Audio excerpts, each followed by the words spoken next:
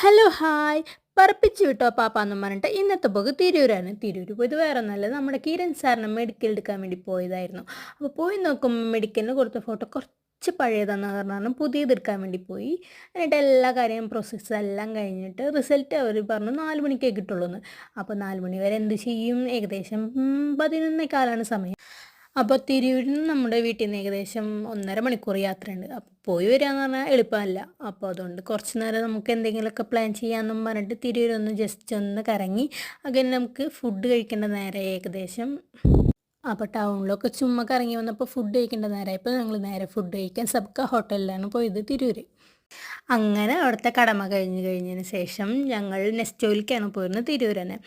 അപ്പോൾ കുറേ old memories പറഞ്ഞ മിഠായിസ് കണ്ടു.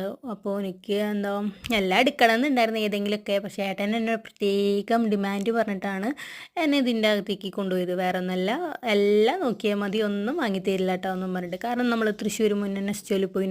പിന്നെ അങ്ങനെ ഇതാഡോണക്സും പിന്നെ ഡ്രിങ്ക് ഉണ്ടായിരുന്നു, എന്തോ ഷെയ്ക്ക് പോലത്തെ സംഭവം.